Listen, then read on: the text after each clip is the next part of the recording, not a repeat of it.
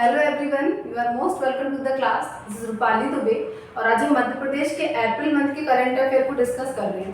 तो हम शुरू करते हैं हमारा सेशन। सबसे पहला क्वेश्चन हम देखते हैं, किस जिले के सुंदरजा आम को जीआई टैग मिला है। तो ये हमारे रीवा जिले का आम है जो वहाँ की स्पेशलिटी है। इसको क्या मिला है? जीआई टैग मिला है। क्या होता है जीआई टैग और ये किस तरह से शुरू हुआ, तो इसके बारे में थोड़ा सा हिस्ट्री है, उसको हम जानने की कोशिश करेंगे। तो ये हमारा होता है, ये एक एक्ट के द्वारा शुरू हुआ था। एक एक्ट आया था 1999 में। ये क्या था हमारा? तो ये जियोग्राफिकल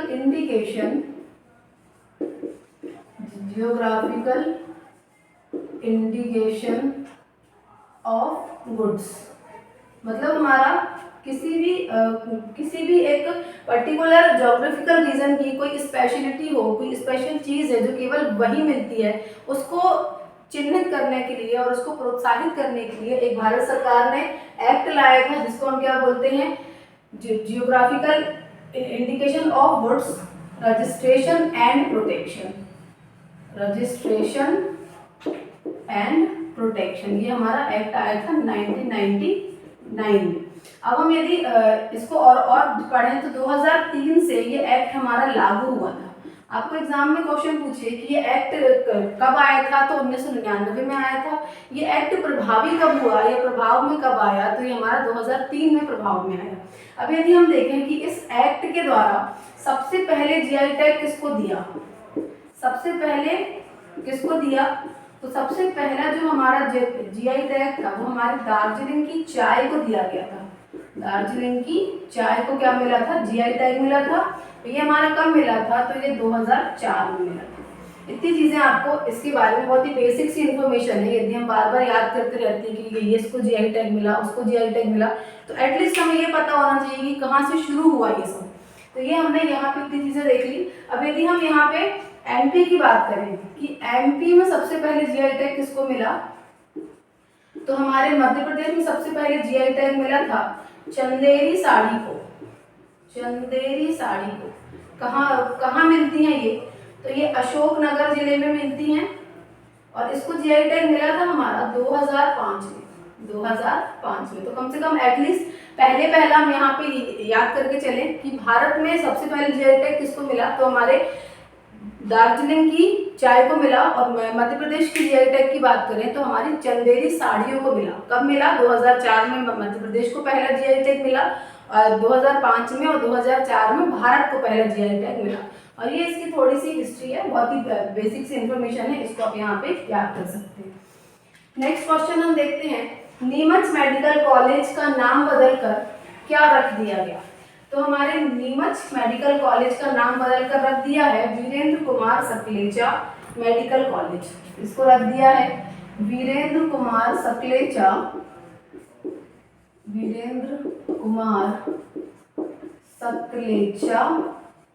मेडिकल कॉलेज। बहुत बार एग्जाम में आते हैं कि ये वाला कॉलेज किस जिले में स्थित है, तो आपको क्वेश्चन एग्जाम में ये नहीं आएगा कि नीमच मेडिकल कॉलेज का नाम बदलकर क्या रख दिया। क्वेश्चन ये आता है कि वीरेंद्र कुमार सकलेचा मेडिकल कॉलेज स्थित कहाँ है। तो ये हमने देख लिया कि नीमच मेडिकल कॉलेज को ही नाम चेंज करके वीरेंद्र कुमार सकलेचा मेडिकल कॉलेज हो गया है। और यहाँ पे हम नेक्स्ट देखते हैं कि मंदसौर मेडिकल कॉलेज का नाम भी यहाँ पे बदल दिया गया है। तो मंदसौर मेडिकल कॉलेज का नाम रख दिया गया है Sundarlal Patwa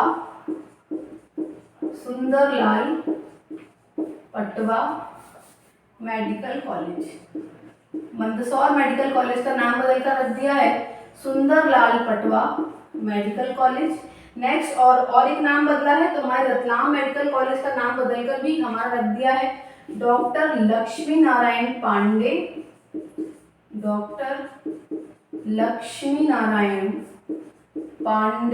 medical college.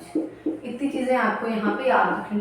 Exam में क्वेश्चन बहुत बार ऐसा आया है कि ये मेडिकल कॉलेज पर्टिकुलर किस जिले में स्थित है और जिले का नाम पूछ लेता है, तो ये आप यहाँ पे याद रखेंगे। क्या है हमारा? नीमच मेडिकल कॉलेज का नाम बदलकर हमने रख दिया है Virendra Kumar Sakalecha medical college. Mandsaur medical college का नाम बदलकर हमने रख दिया है सुंदरलाल पटवा मेडिकल कॉलेज। और रतलाम मेडिकल कॉलेज का नाम बदलकर हो गया है doctor Laxmi Narayan Pandey medical college. इतनी चीजें आपको यहाँ पे याद रखनी है। नेक्स्ट हम देखते हैं इंडिया जस्टिस रिपोर्ट 2022 के अनुसार न्यायपालिका के पैमाने में मध्य प्रदेश का स्थान कौन सा है।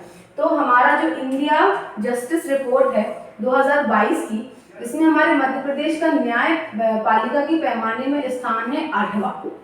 ये चीज आपको याद रखनी है।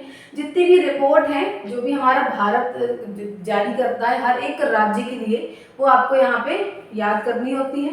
यहाँ हमने क्या देखा, इंडिया जस्टिस रिपोर्ट 2022 के अनुसार न्यायपालिका के पैमाने में मध्य प्रदेश का स्थान कौन सा हो गया, हमारा 8वां स्थान हो गया। अब यदि हम यहाँ पे हमारी बात हो रही है न्यायपालिका की, तो हम हमारे एमपी के हाई कोर्ट की बात कर लें। यहाँ पे थोड़ी सी एमपी का हाई कोर्ट, यदि इसके मुख्यालय की बात करें कि इसका मुख्यालय कहाँ स्थित है, तो इसका मुख्यालय है हमारे जबलपुर में, जबलपुर जिले में इसका मुख्यालय स्थित है।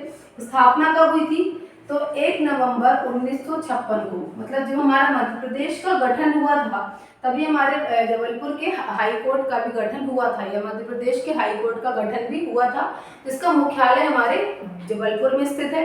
और आपको इसकी स्थापना के बारे में भी याद रखना है कि स्थापना कब हुई, तो 1 नवंबर 1956 को हमारे मध्य प्रदेश हाई कोर्ट की स्थापना हुई है। नेक्स्ट हम देखते हैं रियल हीरो अवार्ड किसे प्राप्त हुआ। तो रियल हीरो अवार्ड हमारी बबीता राजपूत जी को प्राप्त हुआ है, बबीता राजपूत जी को, जो कि छतरपुर जिले से आती है, छतरपुर जिले से आती है। हमेशा आप ये चीज याद रखेंगे, जब भी किसी विशेष व्यक्ति के बारे में पढ़े मध्य प्रदेश के, उससे संबंधित जिले के बारे में भी पढ़ना जरूरी है। बहुत बार ये क्वेश्चन एग्जाम में आते हैं कि ये व्यक्ति किस जिले से संबंधित है।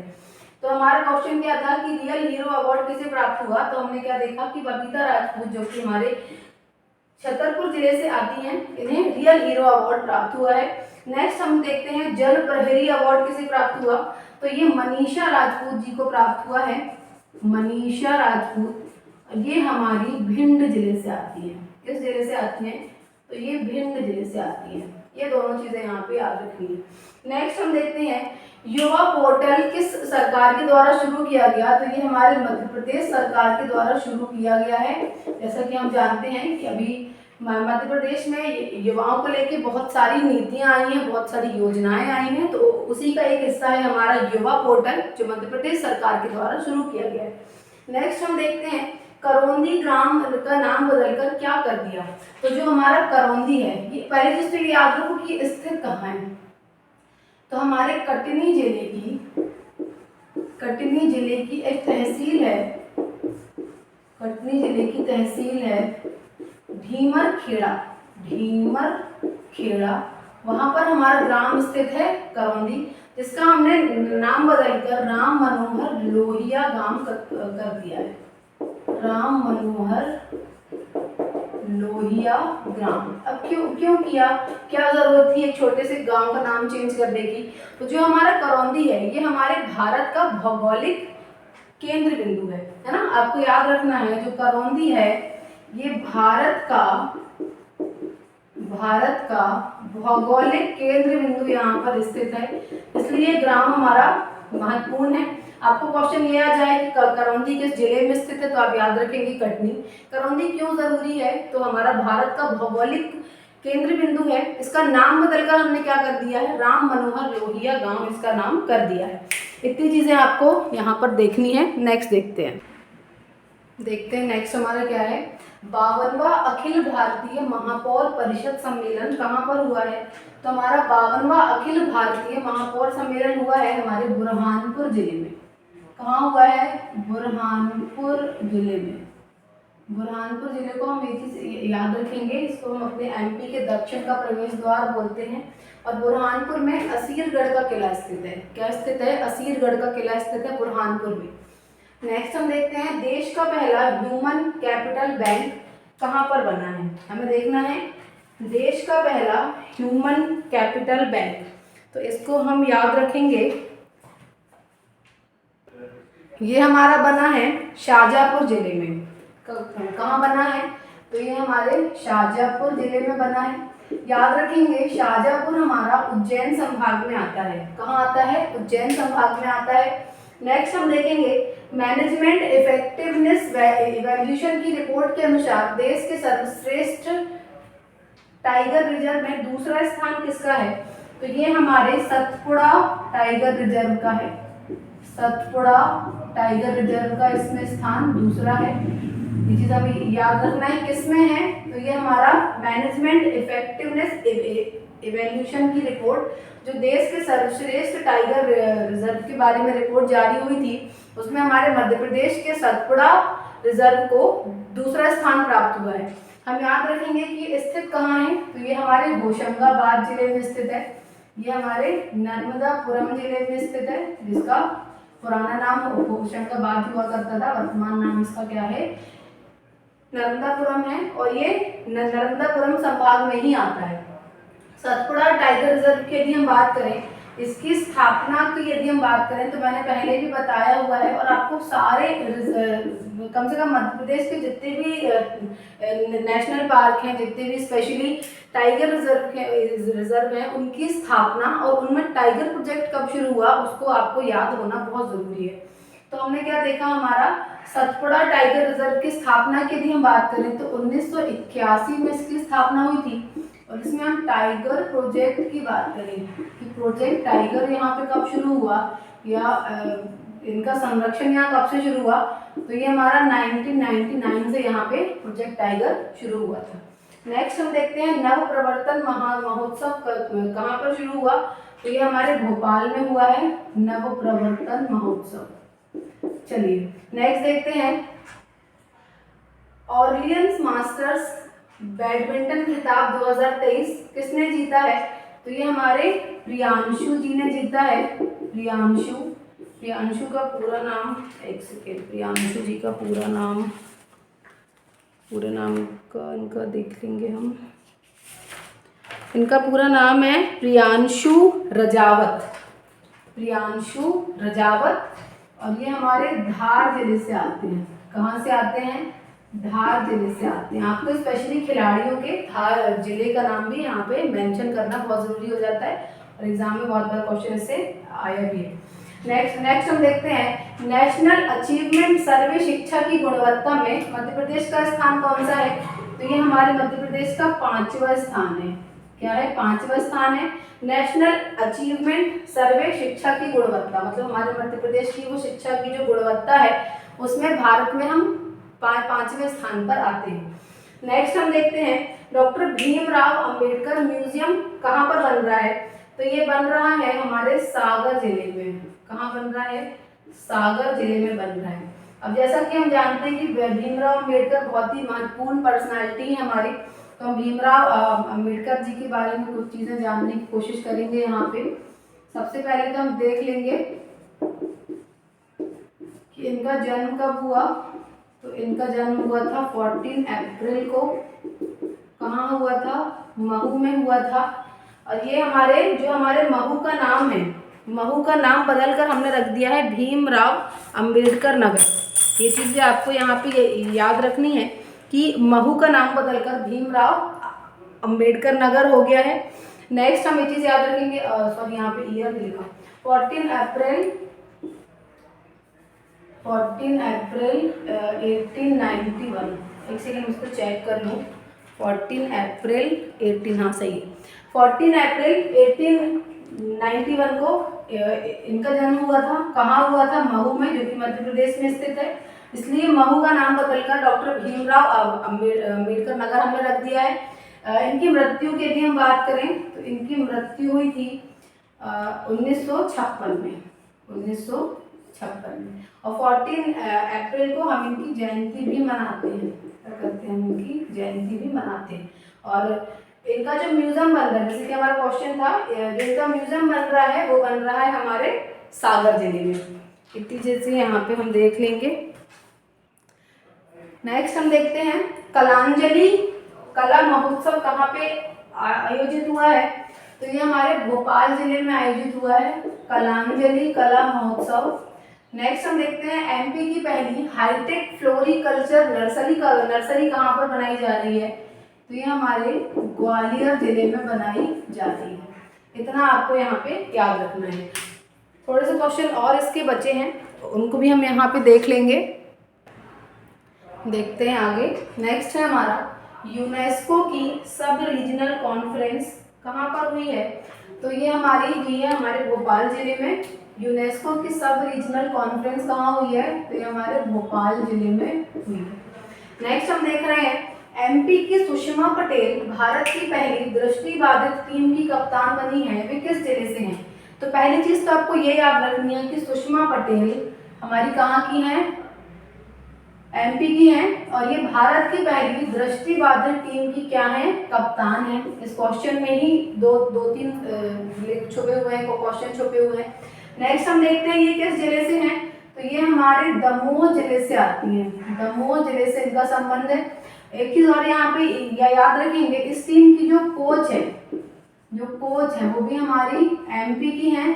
क्या नाम है उनका? उनका नाम है कृतिका साखे। कृतिका साखे। एक और है हमारे मध्य प्रदेश की प्लेयर हैं प्रिया कीर। ये भी हमारी इस टीम में शामिल है और ये नर्मदापुरम जिले से स्थित है। नर्मदापुरम जिले से संबंधित है। इतनी चीजें आपको याद रखनी है। हमने क्या देखा? मध्य प्रदेश की जो सुषमा पटेल है वो भारत की पहली दृष्टिबाधित टीम की कैप्टन है, जो हमारी किस जिले से आती हैं? दमोह जिले से आती हैं। नेक्स्ट है इसी टीम की जो कोच है कृतिका साखे, वो भी मध्य प्रदेश से संबंधित है।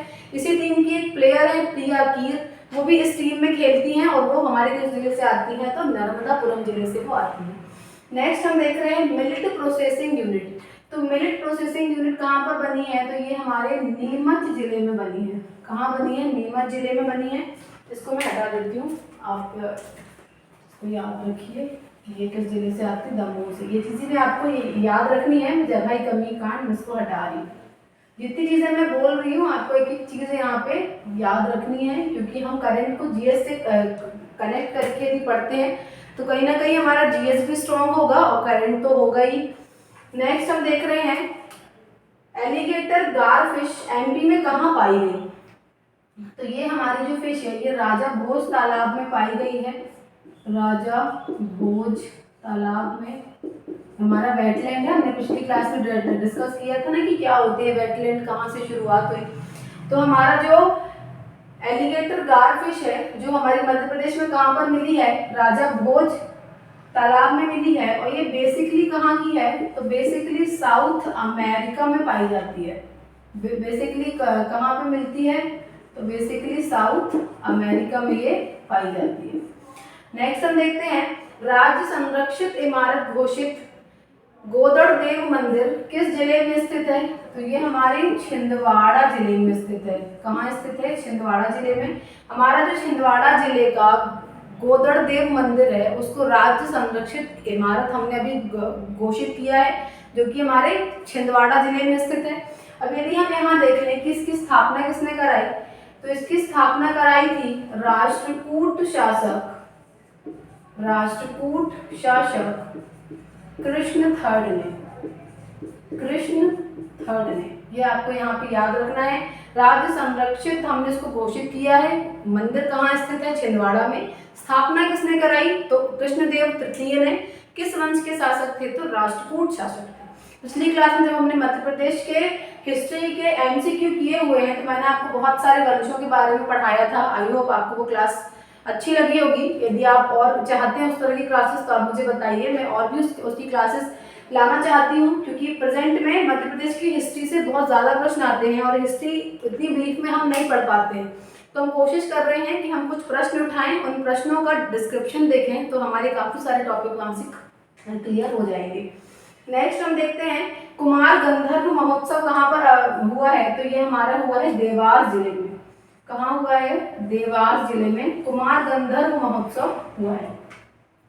नेक्स्ट हम देखते हैं विश्व की सबसे लंबी शैलचित्र श्रृंखला एमपी के किस जिले में प्राप्त हुई, जिस पर डाक विभाग ने विशेष ऐतिहासिक आवरण का विमोचन किया?